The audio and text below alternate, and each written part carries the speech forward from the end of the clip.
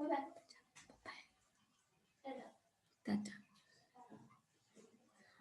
Morning to all of you.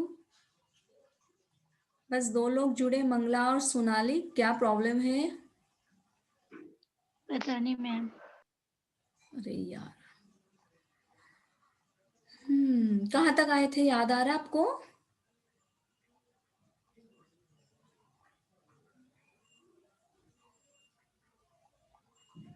कहाँ तक आए थे? याद आ रहा है क्या?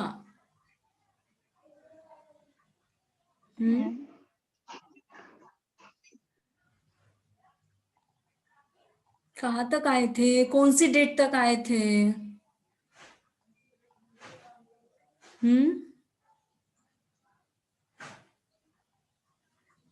सोनाली, आप हमेशा जुड़ते हो ना बेटा? मंगला, आप भी जुड़ते हो? जी मैम। हाँ, तो कौन से पेज पर आए थे ये सवाल कर रहे हैं हम आपको।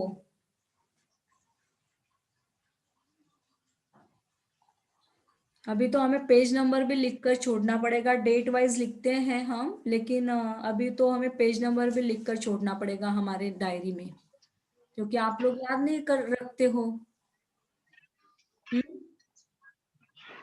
देखो, शिमूजी शहर को देख रहे थे 7 अगस्त को। 3 बजे जगते हैं, वहां से हम लोग स्टार्ट किए थे। दाढ़ी करना उन्होंने सीखा था, क्योंकि हमारे गांव में नाई घर पर आते हैं और वहां पर ही दाढ़ी वगैरह बना देते हैं। लेकिन शहरों में अधिकतर ये होता है कि शहरों के जो लोग हैं, वह शहरों के लोग खुद अपने हाथों से करते हैं। तो यहाँ पर भी शिमूजी शहर में वो खुद अपने हाथों से कार्य करते हुए दिखाई देते हैं। सेकेंडली, जो सामान खुद उठा सकते हैं, लेकिन उनको जो रईस आदमी होते हैं वह उठाने के लिए नौकरों को ले जाते हैं और वो मीटिंग के लिए चलते हैं। तो जो अना नायकियों के जो फाउंडर हैं, वह उस स्थान पर चलते हैं। और साथ ही में अपने देश के भी लोग रहते हैं, अपने जो सेवा मंडल के लोग हैं वो भी वहां पर पहुंचते हैं। लेकिन होता ऐसे है कि जब वह संदेश देते हैं, सलाहकार के रूप में इन्हें स्वीकार किया जाता है, तब जो बातें वहां पर होती है ना, जो चर्चा वहां पर होती है, तो उस चर्चा में हमारे भारतीय लोग स्वीकार नहीं कर पाते हैं, वहां पर रहते नहीं है, वो दूसरी किसी जगह पर चले जाते हैं। तो फिर उससे हमारे जो सेवा मंडल को आत्मसात करने वाले तुकडोजी महाराज हैं, यह कहीं ना कहीं उनको बुरा लगता है। और फिर उसके बाद में दूसरी मीटिंग की शुरुआत हो जाती है और फाउंडर का जो पहला शिष्य होता है, ईश्वर की आवाज, ईश्वर के भक्ति सुनते हैं, वह इस प्रकार कहता है। और फिर उसके बाद में आत्मा की स्थिरता के लिए क्या खान पान का रहन रहेगा। जिस प्रकार से हम आत्मा लोक की बात करते हैं, परमानंद की बात करते हैं, तो वहां बताना ठीक होगा कि जब फिश खाते हैं, मांसाहार करते हैं, तो यहाँ पर उन्होंने इस प्रकार का सवाल किया। अभी 5 लोग जुड़े हैं, तो आप में से किसी को याद है हम कौन से पेज नंबर पर गए थे? ये पुराना फ्लैशबैक में लेकर जा रहे हैं आप सभी लोगों को, इसलिए फ्लैशबैक में ले जा रहे हैं ताकि आप लोग याद नहीं रखते हो। किसी को याद आ रहा है हम कौन से पेज नंबर पर गए थे? नहीं याद है किसी को? आपसे बात कर रहे हैं, दीवारों से सिर नहीं टकरा रहे हैं हम। आप में से कोई है जिन्होंने कुछ पॉइंट आउट लिखा होगा कि हम यहाँ तक आए हैं, नेक्स्ट वीक हमें काम आएगा? है क्या आप में से कोई? सोनाली, सुनीता, मंगला, कविता? नहीं है कि है? वेट करें।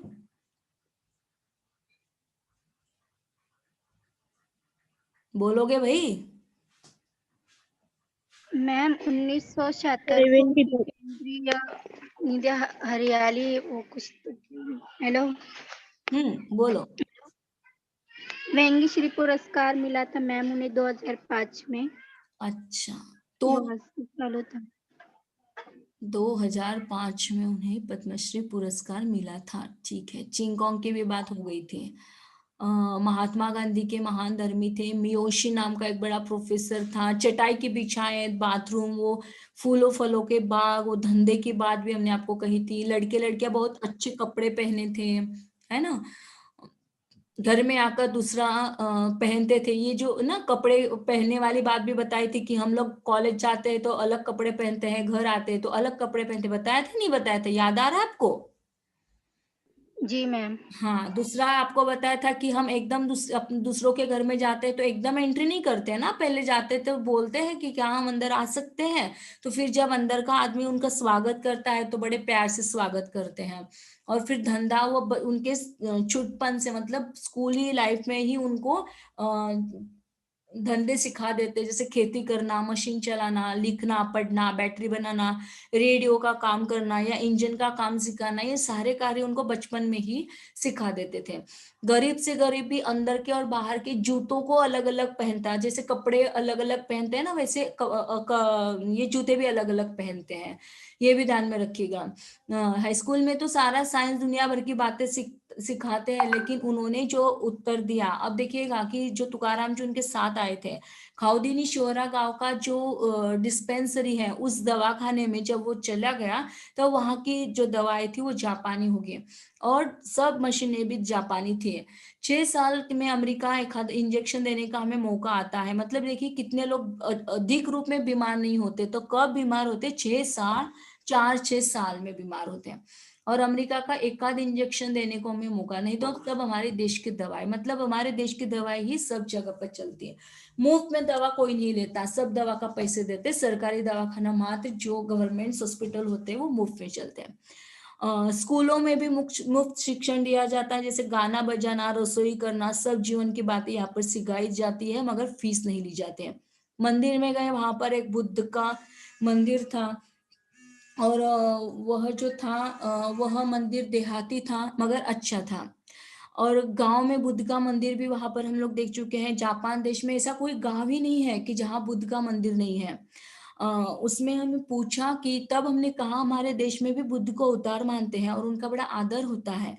वह बुद्ध के विशाल मंदिर है, अभी भी जमीन से बुद्ध मंदिर निकलते हैं, करोड़ों रुपए लगे हैं, तो वो भाई बड़ा खुश हो गया।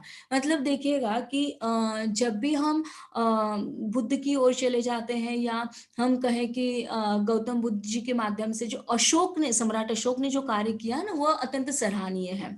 फिर समुद्र के किनारे चलते हैं और कुछ लड़कों के साथ खेले, देखे, हंसे, दोस्त बन गए, अनाना योग की संस्था में गए और फिर 7 बजे भोजन करके लिखने के बैठा, और आज कुछ स्नेहपूर्ण बातों की मीटिंग थी। भारत के रिवाज और जापान के रिवाज, इनके बारे में फाउंडर ने पूछा। उनका प्रश्न था, भारत में सांप, बिच्छू, शेर, सुअर वगैरह जानवरों को मारते हैं या नहीं? मैंने कहा आमतौर पर मारते हैं, मगर कुछ समझदार लोग हैं जो नहीं मारते हैं, बल्कि मारने भी नहीं देते। कुछ लोग तो इतनी अहिंसा को पालते, अपने मुंह को पट्टी बांध कर वे रहते ताकि भूलकर भी जीव की हत्या हमारे तरफ से ना हो। और तो मांसाहारी भी भारत में बहुत है। पहले तो नर मांस भी देवता को चढ़ाने का रिवाज हमारे देश में था, मगर अब नहीं है। देखिए, नरमान से तात्पर्य आप लोगों को समझ में आ गया होगा कि उस समय में बलि दी जाती थी। उस समय की बात करें, आज के समय की बात नहीं करें, लेकिन दोस्तों ये जो बात करें ना नर मांस की, वो आज भी है, सही में है। कहाँ पर दिया जाता है तो हम आपको बता दें कि जो आदिवासी एरिया होता है ना, मतलब ऐसे रूरल और ट्राइबल एरिया, जिसमें आज भी छोटे छोटे बच्चों को बलि के रूप में दिया जाता है। जिनको बच्चे नहीं होते यार, ऐसे लोग कि हमें बच्चा हुआ तो बस भगवान को दे देंगे, ऐसे कैसे? कि मतलब आज भी ये होता है। हम लोग यकीन नहीं करते, लेकिन जब हम ऐसे ट्राइबल एरिया में गए थे तब हमें पता चला कि आज भी वो जो प्रथा है वो उनके रूप में मौजूद है। तो ऐसा। दूसरा प्रश्न प्रेसिडेंट ने पूछा कि भारत में जंगली जानवर भी बहुत है क्या? मतलब अब जंगली जानवर के बीच में बात चल रही है, झुंड की झुंड है। मैंने कहा बहुत, बंदर भी बहुत, नुकसान भी बहुत होता है। उन्होंने कहा हमारे देश में भी जंगल थे, मगर जनसंख्या अधिक बढ़ने से सारे जंगल हम लोग खेती में मिला रहे हैं और पर्वतों पर भी उत्पादन निकालने लगे हैं, इसलिए अब बहुत कम हो गए हैं बंदर, तो यार बहुत ही कम। अब देखिएगा कि फसल जब निकलती है, आपको पता होगा दोस्तों कि फसल में सबसे ज्यादा नुकसान यदि कौन करता है तो ये बंदर और नीलगाय करती है। खेतों में जाते हैं क्या आप लोग? है क्या कोई किसान की बेटी? जाते हो खेती में आप लोग देखते हैं, भले ही देखा नहीं होगा लेकिन सुना तो होगा कि खेतों में बंदर चले गए, इस उत्पात को इतना, या सुअर भी होते हैं ना बहुत सारे कि जो बहुत खेती का नुकसान करवा देते हैं। फिर निकला सेवा मंडल का प्रश्न, आप नए गांव किस तरह बना रहे हैं? तो मैंने कहा से तात्पर्य क्या है, मैं कौन हूं यहाँ पर? डॉक्टर रूपाली जी बात कर टुकड़ों रही। की मदद। यस, गुड, टुकड़ो जी। तो उन्होंने कहा कि हम तो सत्ता के अलावा लोगों की नैतिकता पर गांव चलाना चाहते हैं। हम गरीब अमेरिका भेद गरीब अमीर का भेद धर्म के अधिष्ठान पर मिटाना चाहते हैं। काम शुरू है हमारा। देखिए ना कि जब सत्ता के लोलुपता की बात आती है तो सत्ता किस पर टिकी रहती है? तो नैतिकता पर। हमारा नैतिक धर्म आज क्या होता है? हमारा जो सांस्कृतिक धर्म है हमारा, वो क्या है? हमारी नैतिकता आज क्या है? और जिस नैतिकता के बलबूते पर मानवीयता जीवित है, और उसी मानवीयता पर हमारा गांव जीवित है। और दोस्तों, जब तक गांवों में लोग जीवित हैं तब तक हमारा देश जीवित है। यह कहने में बिल्कुल भी अनहोनी न होगी, क्योंकि गांव के लोगों में आज भी वो मानसिकता है, आज भी वो नैतिकता है, आज भी वो दूसरों को समझने में कामयाब होते हैं, आज भी वो संवेदनाओं को आत्मसात करते हैं। उनमें ये नहीं है, मतलब जो अटैचमेंट वाली बात होती है ना, वो अटैचमेंट वाली बात निश्चित ही यहाँ पर दिखाई देती है दोस्तों, कि गाँवों में ये सब कुछ होता है। उन्होंने पूछा, क्या लोग मुफ्त सब देते हैं? मैंने कहा, इनमें कौन सी बड़ी बात है? जब गरीबों से कमा लेते तो देना भी लाजमी बात है, अगर नहीं देते तो उनको भुगतना पड़ेगा यह भाई। तो जानते हैं, दे देते हैं। आगे का प्रश्न निकला जाति पाति का। ये हुआ था क्या हमारा? इसके आगे गए थे क्या हम? नहीं ना?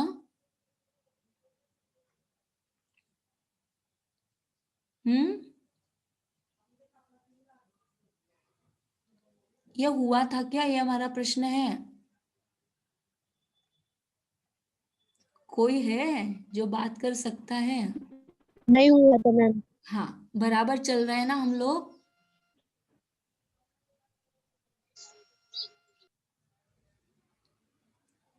अरे, क्लियर हो रहा है या नहीं क्लियर हो रहा है? जी मैम। बढ़ना है आगे, आपकी इच्छा है, आज्ञा है। जी मैम। सो जाते। हाँ, किचन की आवाज आ रही है किसी की। खाना खा रहे हो क्या? खाना बना रहे हो क्या? कविता, खाना बना रहे हो? नहीं मैम। Very good. कौन खाना बना रहा है?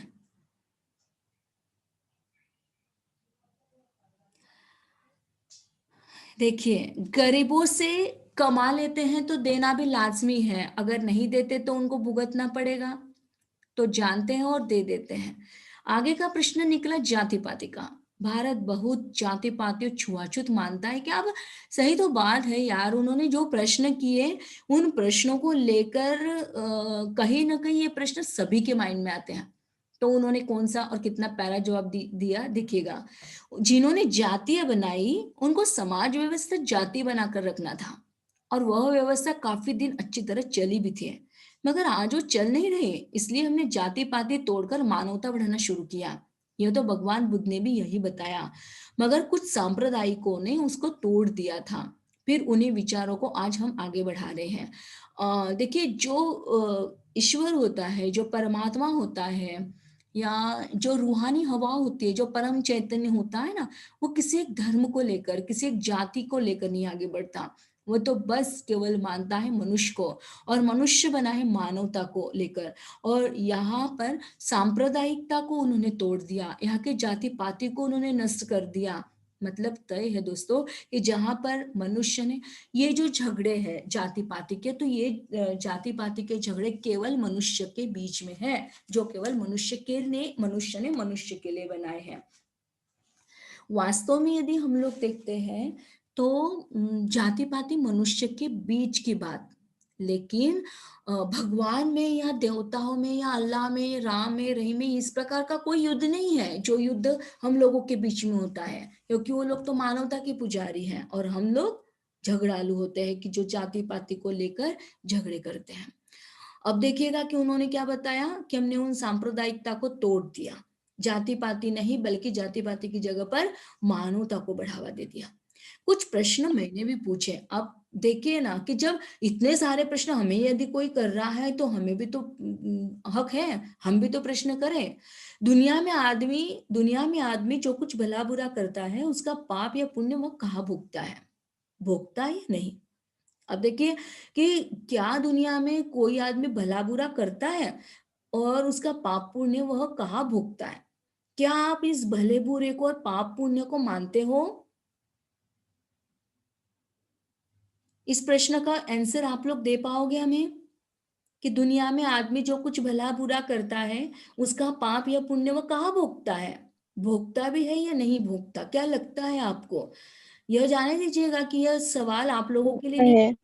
होता है। ओके, भला बुरा होता है और पाप पुण्य भी होता है, तो आपको क्या लगता है कि वह इस जीवन में रहकर उस पाप को और पुण्य को भोगता है?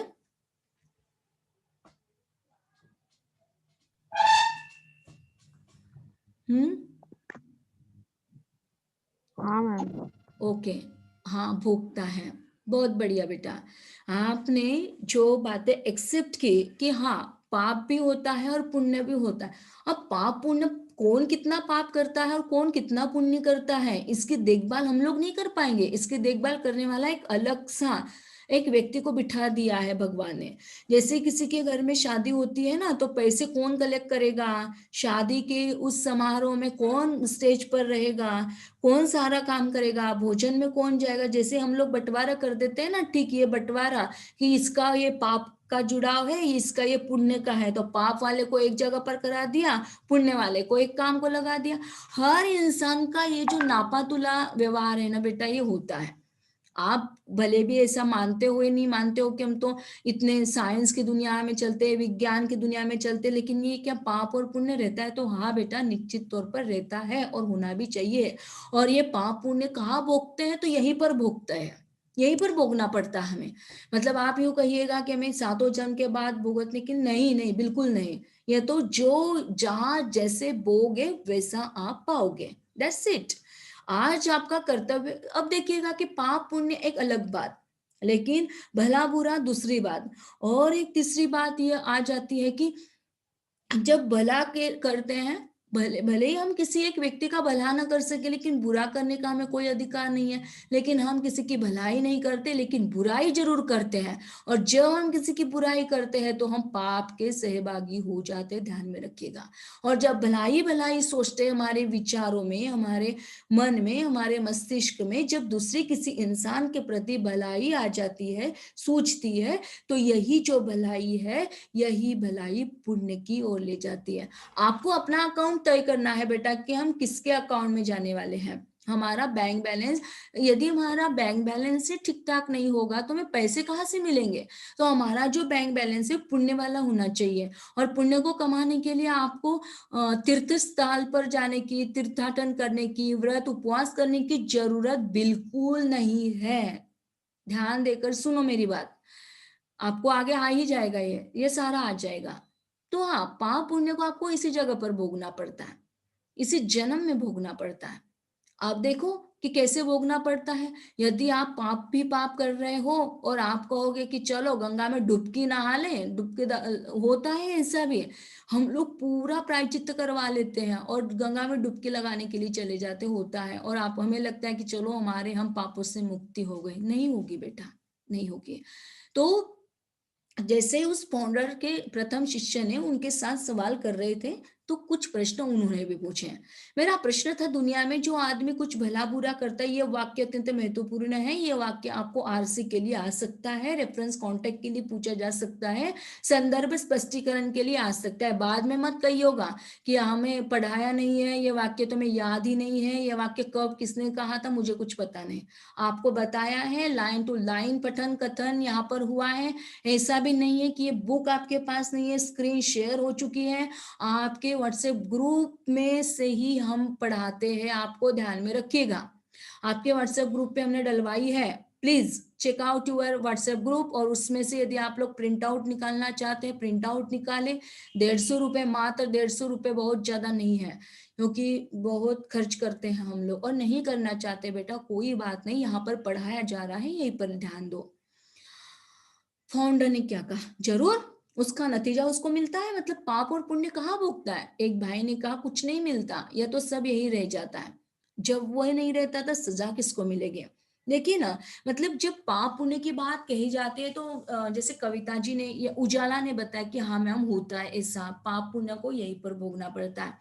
तब मैंने कहा फिर अच्छा और बुरा समझना गलत है। यदि ऐसा यदि होता कि मर जाता है वह व्यक्ति तो सब कुछ चला जाता है, तो इसकी सजा उसको कैसे मिलेगी। तब तुरंत उन्होंने कहा कि फिर अच्छा और बुरा समझना गलत है, कि कौन सी बात अच्छी है और कौन सी बात बुरी है ये कैसे समझे हम, इसका प्रमाण कैसे दें। फिर उसने कहा यस, इसी जन्म में सब भोगना पड़ता है। अब देखिए आ गया आपका वही आंसर जो हम आपसे लेना चाहते थे। यहां तक समझ में आया बच्चों आपको।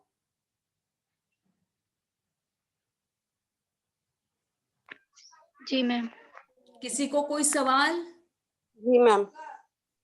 हाँ जी सुजीता, आपको कुछ प्रॉब्लम है बेटा, समझ में आ रहा है, आगे बढ़े। हाँ मैम। धन्यवाद। आगे का जन्म नहीं है। मैंने कहा तुम्हारा धर्म यही बोलता है क्या। उसने कहा नहीं, मेरा अपना ख्याल है। और फिर मतलब अपने अपने ख्याल के अनुरूप लोग बात कर रहे हैं। बाद मैंने सब जापनियों से पूछा, क्यों जी, इस अनानायियों में तुम क्यों आए हो, घर में आराम क्यों नहीं करते, मजा क्यों नहीं करते, सुंदर सुंदर लड़के और लड़कियां हो तुम, यहाँ क्यों रहते हो। तब एक लड़की ने उत्तर दिया, मजा तो थोड़ी देर की बात होती है, मगर धर्म तो मरे तक आराम में रखता है, इसलिए हम धर्म सीखने यहाँ आते हैं। यह बड़ी अच्छी और मार्मिक बात है बेटा। यह आपके आम जीवन में भी बड़ी ध्यान देने वाली बात है कि वो क्या कहती है। मतलब एक युवक और युवतियां वहां पर आती हैं और वो भी धर्म सीखने के लिए आती हैं। देखिए ना, तो उन्होंने कौन सी बात पूछी कि आप घर पर क्यों नहीं रहते, घर पर आराम क्यों नहीं करते, मजा क्यों नहीं करते, सुंदर सुंदर लड़के और लड़कियां हो तुम, यहाँ पर क्यों आते हो, क्यों मारते हो धर्म के नाम पर। उस लड़की ने कितना प्यारा और सटीक जवाब दिया, देखिएगा, मजा तो थोड़ी देर तक की बात है, मतलब हंसी मजाक ये जो बातें हैं ये केवल थोड़ी देर तक चलती है, मगर धर्म जो मनुष्य के अंदर बैठता है ना, वो मरते दम तक आराम में रखता है, और इसीलिए हम धर्म सीखने यहाँ पर आते हैं। दूसरे लड़के ने कहा, हम छोटा घर तोड़कर बड़ा घर देख कर आए हैं। मतलब देखिए कितनी प्यारी और यथार्थपूर्ण बात उन्होंने कही है कि हमने घर, हमारा जो घर था वो छोटा था, और उस छोटे घर को तोड़कर हम बड़ा घर देखकर आए हैं। मतलब एक ऐसी बड़ी बात देखी हुई है जो धर्म के नाते होती है, जो मानवीयता के नाते होती है, उसे हमने देखा है। बाद में कुछ ऐसी बातें हुई और फाउंडर ने समारोह किया, हम बड़े भाग्यशाली हैं कि महाराज इतनी दूर आकर हमारे लोगों को सिखाते हैं और उनमें खेलते भी हैं। हम उनका आभार मानते हैं। और इन भाषणों के पश्चात हमारी मीटिंग खत्म हो गई। यहाँ तक हमारी जो शिमोजी की यात्रा थी 7 अगस्त 1955 की, वो समाप्त हुई। एक दिन का इतना बड़ा लंबा सफर था। समझ में आया। जी मैम। आगे बढ़े, आपकी इच्छा है सोनाली जी, आपकी जी आज्ञा हो तो हम आगे बढ़े। Yes ma'am. Very good. अब चलते हैं शिमुजी से क्योटो प्रयाण करते हैं। प्रयाण माने जाना। अब चलो, हमारी यात्रा हो रही है शिमुजी शहर से क्योटो में, और बात है 8 अगस्त 1955 के। हम आज सुबह उठकर स्नान ध्यान सब करके 7:30 को भजन के लिए बैठे।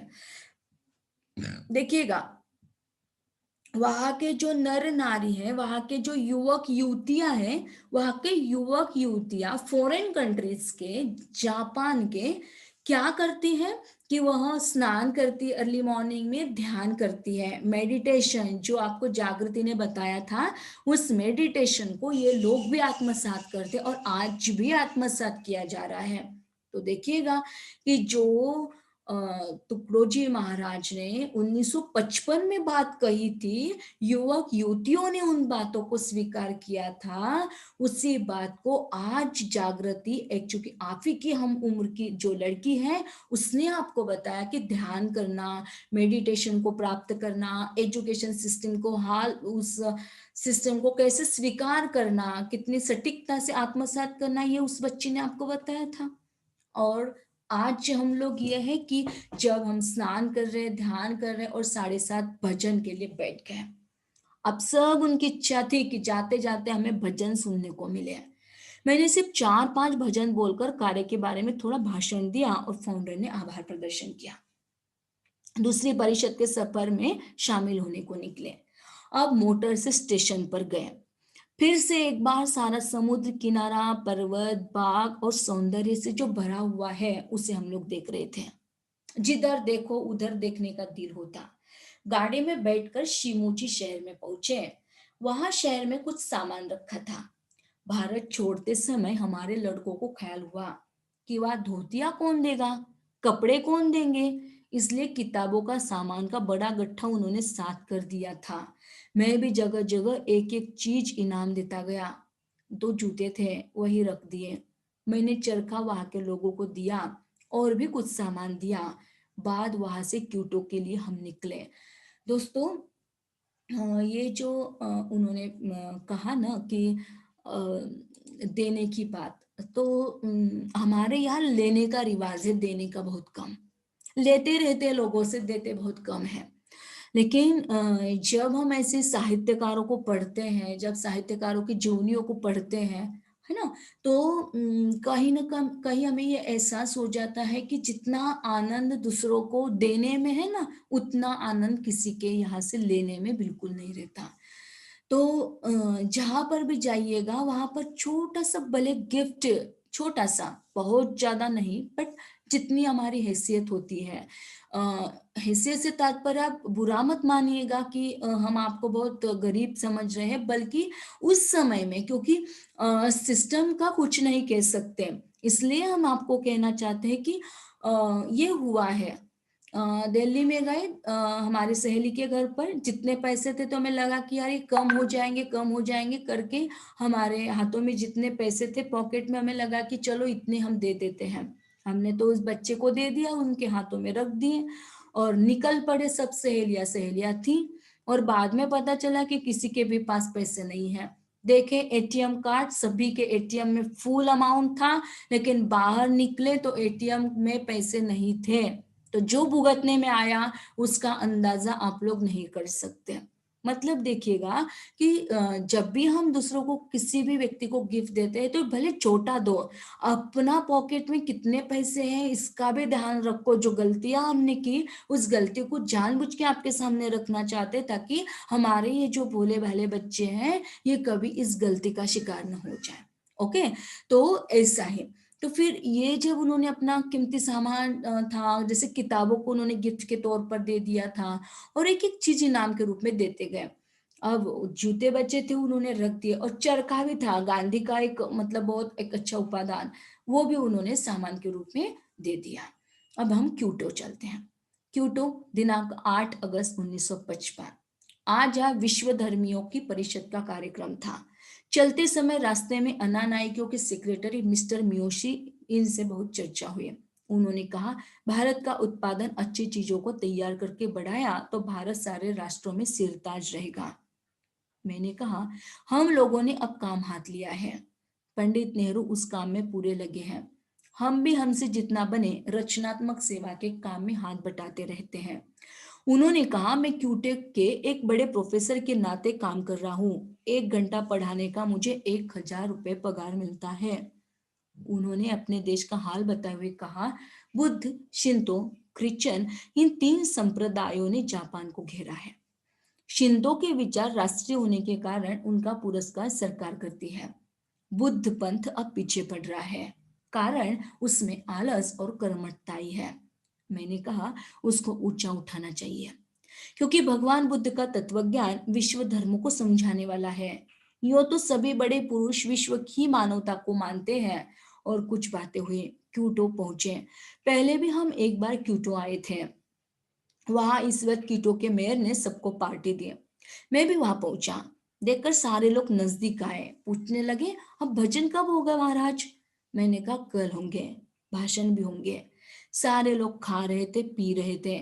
जो कुछ हिंदुस्तानी थे उनके ऊपर मैंने नजर पहुंचाई।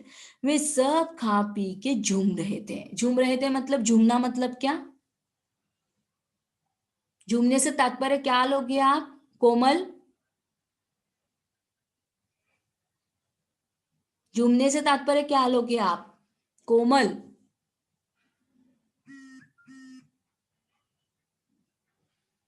कोमल, अरे यार, मैम। हाँ कम से कम आवाज तो दे दिया करो। सो गए क्या? सो गए क्या? झूमने से तात्पर्य क्या है? कहीं आप तो नहीं झूम रहे हो? बेटा झूमने से तात्पर्य क्या है बताओ।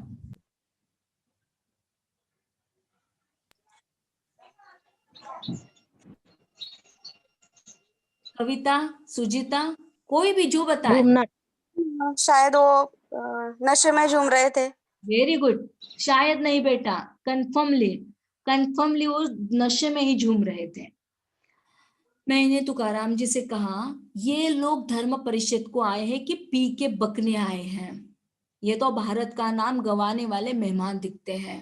अरे भाई, विश्व धर्म परिषद का माने कुछ चैनबाजी थोड़ी होती है। मुझे बड़ा दुख भी होता था। भला पिए तो कुछ समझ कर पिए, मगर उसमें भी चढ़ाओ, स्पर्धा, प्रतियोगिता, यह तो ठीक नहीं है। देखिए, पीने के लिए जो बातें यहाँ पर बताई गई, इसलिए हमने आपको कहा था कि झूमने का मतलब क्या है, कि उन्होंने शराब पी है। और शराब भी किस जगह पर पी, कि जहां पर विश्व धर्म परिषद की बात चल रही है। जो व्यक्ति धर्म की बात करता है और वही व्यक्ति यदि पी लेता है तो कैसे पॉसिबल होगा, कैसे अच्छा लगेगा? और जब वो पी रहा है और पीकर भी चुप्पी नहीं साध रहा है, तो कहीं ना कहीं उस व्यक्ति को तो बुरा लगेगा जिसके साथ वो लोग आए। और उसमें भी चढ़ाओड़ है, प्रतिस्पर्धा लग गई है, प्रतियोगिता लग गई है। ये ठीक नहीं है। वे लोग तो बड़े चाव से देख रहे थे। कुछ हिंदुस्तानी तो मेरी तरफ देखकर कहने लगे, यहाँ गांधी के जैसे, नरेंद्र देव के जैसे रहने से नहीं चलेगा। यहाँ तो आपको भी इधर के तरीका रहना चाहिए, तभी देश की शान बढ़ती है। यह मुझे तुकाराम जी ने समझाया।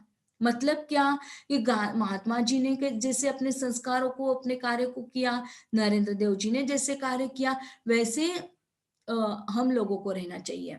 मतलब जो कार्य स्वामी विवेकानंद जी ने अपने युग में किया, जो महात्मा जी ने अपने युग में किया, वही कार्य हमें आपसे उम्मीद ये नहीं है। अब आपको देश की शान को बढ़ाने के लिए इधर के जो सरीके हैं, इधर के जो तरीके हैं, उसे भी आपको आत्मसात करना चाहिए। यह तुकाराम जी ने उन्हें समझाया।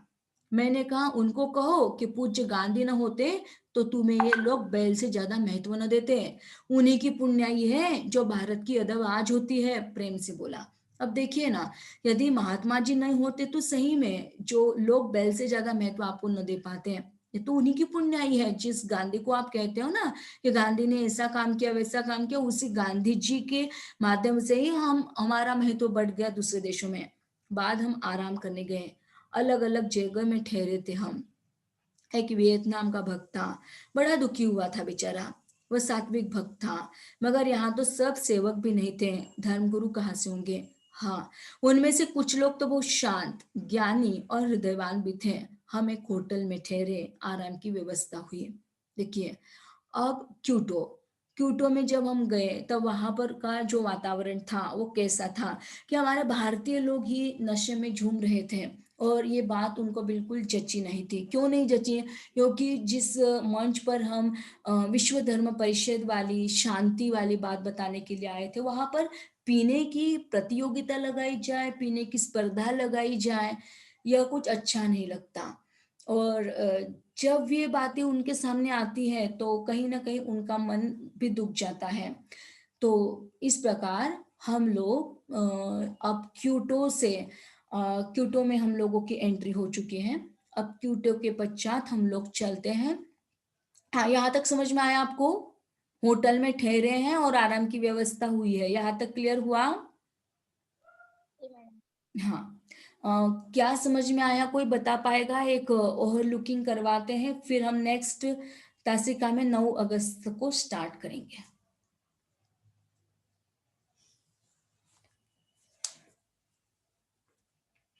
आपको यदि समझ में आया हो तो क्योटो ओसाका जो है उसे देखेंगे हम, लेकिन उसके पहले ये जो क्योटो का है, भारतीय लोगों का व्यवहार है गांधी के प्रति या स्वामी विवेकानंद जी के प्रति, हम लोग किस एंगल से देखते थे, इसे उन्होंने स्पष्ट किया। इतना क्लियर हो गया हो, आपकी आज्ञा हो तो हम आगे बढ़े। 1 ही मिनट रहा है, इसलिए हम क्योटो ओसाका को स्टार्ट नहीं करना चाहते हैं। बताइए आप, क्या समझ में आ रहा है आपको?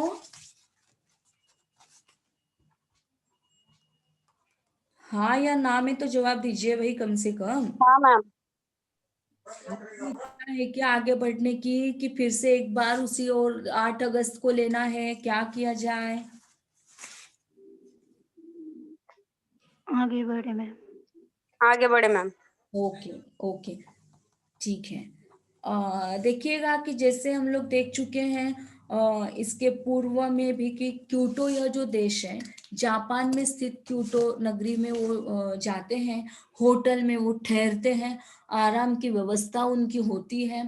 अब सुबह उठते हैं, अपना नित्य क्रम चलता रहता है, और नित्य क्रम